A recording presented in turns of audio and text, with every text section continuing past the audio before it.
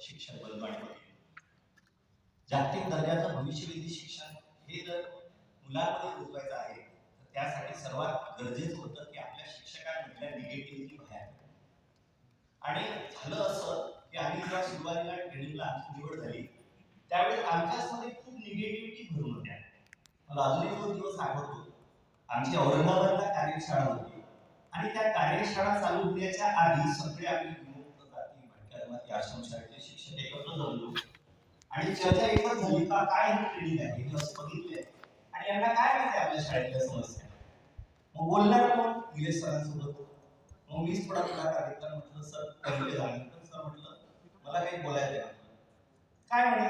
मग आम्ही त्या निगेटिव्हिटी चालू केल्या. सर असं आहे आश्रमशाळेत मुलं राहत नाही, मॅनेजमेंट लक्ष देत नाही. तर त्यांनी आम्हाला एक पीडीएफ टाकलं आणि या पीडीएफ मधले तुम्ही थोडेसे पॉईंट्स वाचून घ्या. त्या पीडीएफ मध्ये पॉईंट वाचले तर आम्ही शॉकच झालो. जे आमच्या डोक्यात पॉईंट्स नव्हते त्यापेक्षा जास्त गोष्टी त्यात गेल्या.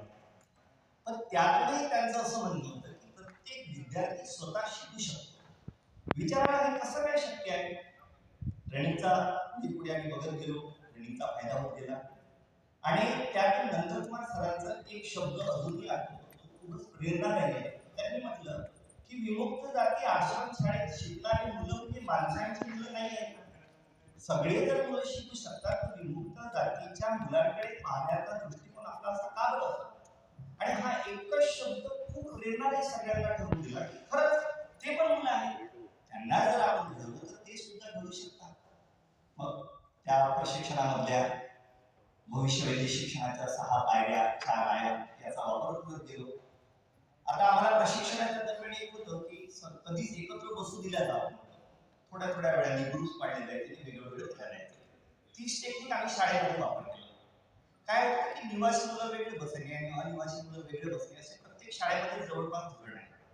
यामुळे निवासी आणि अनिवासी असा 2 ग्रुप शाळेमध्ये आपल्याला दिसून येतो. पण आम्ही सुद्धा असं थोडंसं चेंजेस करून मुलांना मिक्सअप करण्याचा प्रयत्न केला.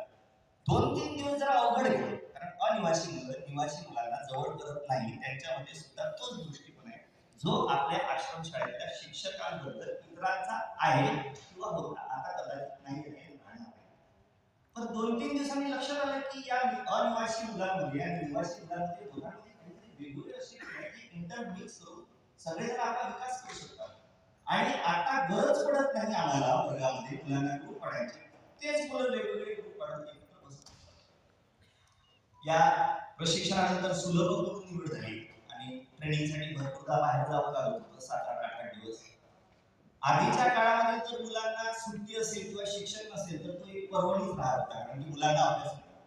पण या ट्रेनिंग मधून आम्हाला सांगितलं की मुलांना आव्हान द्या, तुम्ही नसताना सुद्धा मूल शिकू शकते, त्याचा वापर करण्याचा प्रयत्न केला आणि खरंच असे चांगले बदल आले की मागे औरंगाबादला जेव्हा आम्ही ट्रेनिंग लावतो 7 ते 8 दिवसामध्ये मुलांनी जवळजवळ इतिहास, भूगोल, नागरिकशास्त्र म्हणजे सोपे विषय मुलांनी कम्प्लीट करून टाकले. आणि शाळेमध्ये आल्यानंतर मुलं एकत्र आले. त्यांनी म्हटलं की सर आमची सेल्फी घेणार नाही का? कारण त्यांना माहिती होतं की सेल्फी सक्सेसचा उपक्रम घेतात. त्यांनी आमच्या सेल्फी घेतल्या. म्हणजे हळूहळू मुलांमध्ये खरंच खूप छान बदल दिसायला लागले. अजून एक उदाहरण सांगतो की माझ्या वर्गामध्ये रोशन नावाचा मुलगा आहे. जरा मस्तीखोर आहे, निवासी मुलगा आहे, असतातच आपल्यामध्ये. तो आश्रम शाळेत राहणं म्हणजे त्याला नकोच. मग त्याच्यामध्ये जे पोटेन्शियल पॉवर आहे त्याच्यामध्ये लीडरशिप आहे. त्या लीडरशिपचा वापर केला. त्याला एखाद्या ग्रुपचं लीडर बनवायचं किंवा त्याला समोर नाव काहीतरी बोलायला लावायचं असं केलं. त्याच्यामध्ये एवढा चेंजेस झाला की 2-3 दिवस जरी घरी गेला तर तिथून सुद्धा होमवर्क करून आणतो. आणि आता 7व्या वर्गामध्ये आमच्याकडे 7व्या वर्गापर्यंत शाळा आहे. शेवटच्या काळामध्ये तो आला त्याने म्हटलं सर तुम्ही सांगितलं की कुठल्याही वर्गातला विद्यार्थी कुठल्याही वर्गात शिकू शकतो. मी म्हटलं हो. मग सर एक काम करा म्हणे, मी 8व्या वर्गात दुसऱ्या शाळेत जातच नाही म्हणे, आपल्या शाळेत शिकतो म्हणे आणि मला 7व्या वर्गात इथेच बसवा म्हणे, 8वीचं शिक्षण मी इथेच कंप्लीट करतो. मी म्हटलं असं करता येत नाही बेटा, तू बाहेर जा. आपले ग्रुप आहे म्हटलं व्हॉट्सअप ग्रुप, त्या व्हॉट्सअप ग्रुपवर अजूनही आपण कनेक्टेड आहोत, तू काहीतरी कर. आता उन्हाळ्याच्या सुट्ट्यात सुद्धा त्याचे मॅथमॅटिकलचे जे छोटे मोठे फॉर्म्युलेस त्यांनीच क्रिएट केले. त्यांनी युट्यूबवर शोधून टाकले आणि त्यांना सांगितलं की हे जर आपण फॉर्म्युले यूज केले आपण मॅथ्सचे जिनियस बसू शकतो. या सगळ्या गोष्टी आम्हाला या ट्रेनिंग मधून मिळाल्या आणि याचं सर्व श्रेय आदरणीय नंदकुमार सर, आपल्या इमाम विभागाचे समस्त अधिकारी, प्रियंका मॅडम, निलेश सर, समस्त वेद परिवार, विभागीय समन्वय या सगळ्यांना करतं.